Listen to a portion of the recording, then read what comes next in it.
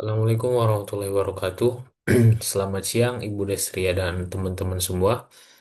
Izin perkenalan diri, saya Waisal Kurnia Sibuan dengan nomor induk mahasiswa 17056624241. Saya berasal dari Prodi Manajemen, eh, Fakultas Ekonomi dan Bisnis, dan saya sedang belajar di UNJ pada semester 4. Mari kita mulai untuk memaparkan strategi saya dalam menghadapi ketidakpastian hidup di Jakarta. Dan saya memberi judul dari laporan saya ini adalah penilaian risiko pribadi dan perencanaan proteksi asuransi. Mari kita lihat bagaimana seorang mahasiswa manajemen membangun benteng perlindungannya untuk hidup di Jakarta. Mari kita mulai dari konteks risiko dan latar belakang. Sebagai mahasiswa yang berusia 20 tahun dan merantau di Jakarta, risiko bukan lagi sekedar teori buku bagi saya, namun sebuah realitas harian. Setiap hari saya mengendarai Yamaha Aerox menembus kemacetan, terpapar polusi, dan memikul tanggung jawab untuk menjaga yang namanya beasiswa saya untuk tetap aktif selama kuliah. Jadi, tanpa manajemen risiko, satu kejadian buruk bisa saja menghentikan seluruh rencana studi saya dalam sekejap. Lalu ada tujuan strategis proyek, ada identifikasi, prioritas, dan tentunya mitigasi yang perlu kita implementasikan nanti. Dan landasan teori analisis ini berdiri di atas fondasi yang kokoh seperti yang tadi terlihat di layar juga, menggunakan ISO 31000 dan konsep risk. Dan saya juga menggunakan metode self-assessment untuk memetakan loss exposure ataupun situasi yang berpotensi menimbulkan kerugian, baik itu secara fisik maupun finance. Nah, fokus kita adalah mengidentifikasi risiko, menilai dampaknya, dan tentunya menentukan perlakuan risiko yang paling tepat untuk mengatasinya. Seperti itu. Lalu ada profil subjek dan aset. Mungkin lebih ke keuangan saja langsung ya, karena sudah saya sebutkan tadi, saya hanya menggunakan Aerox. Mari kita bedah sedikit angkanya juga. Total penghasilan bulan saya dari uang saku dan beasiswa itu kalau disatukan mencapai 5,8 juta. Namun dari 5,8 juta itu saya menemukan ada gap proteksi yang cukup berbahaya, di mana dana darurat saya saat ini baru mencapai 1.200.000, sedangkan kebutuhan ideal untuk 3 bulan adalah sebesar 5,4 juta atau 5.400.000 rupiah. Saya menyadari bahwa tanpa asuransi, aset fisik utama saya senilai 30 juta yakni motor Aerox tadi, sama sekali tidak terlindungi jika terjadi yang namanya pencurian terlebih lagi di Jakarta seperti itu. Jadi, saya menyusun risk register. Yang pertama kita mulai dari bagian kesehatan dan fisik.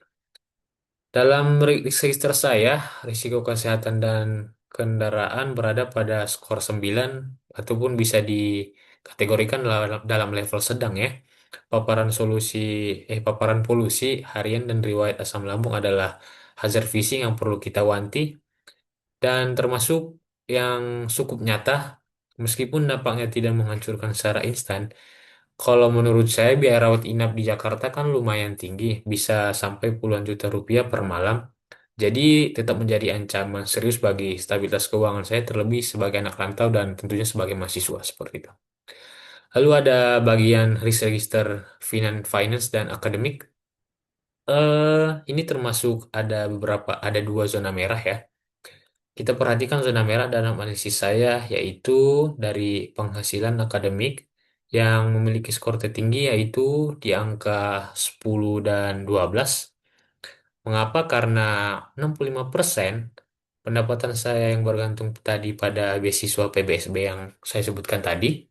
Eh, kita ngomong yang nyata saja, jika performa akademik saya itu turun ataupun seumpama nih studi saya terhenti, baik itu karena alasan kesehatan ataupun performa tadi akademik saya turun, dampaknya itu eh, akan berdampak domino seperti itu.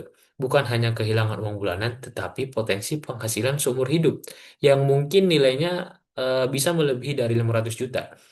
Inilah risiko katastrofik yang menjadi prioritas mitigasi saya nantinya. Lalu ada risk heat map ya. Sini saya memvisualisasikan prioritas saya.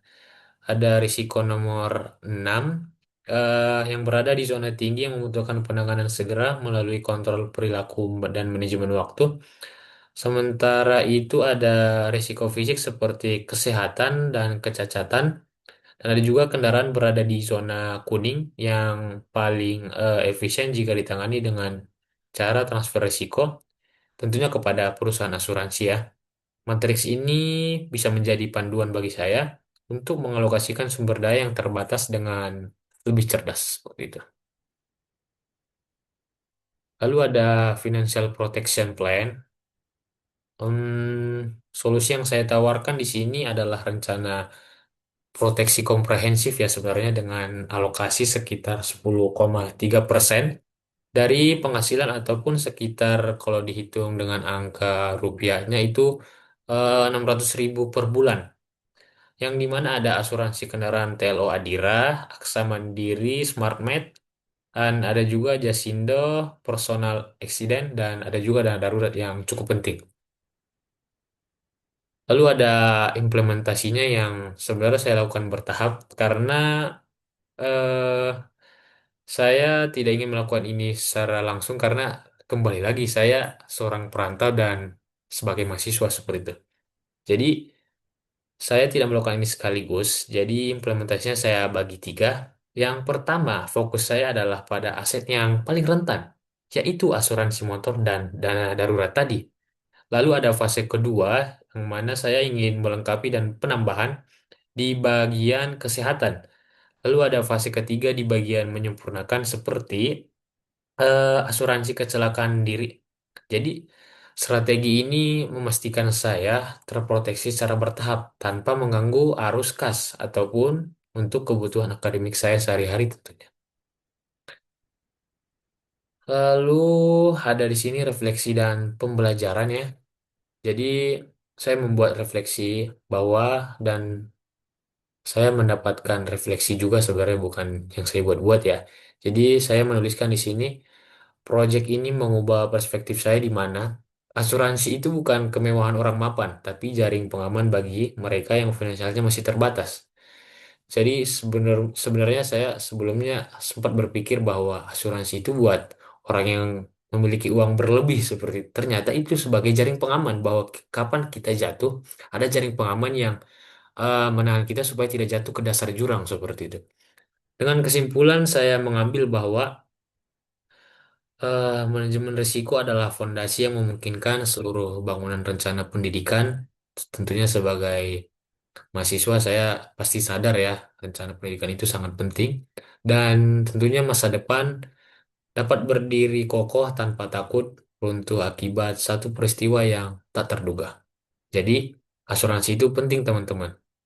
Bukan hal yang eh, ketika kita ada uang berlebih baru kita sisihkan. Tapi ketika kita ada uang yang namanya eh, ada uang tapi kita paham bahwa ada gap proteksi di dalam keuangan kita ataupun finance kita, kita perlu mendonorkannya kepada asuransi kita sendiri seperti itu.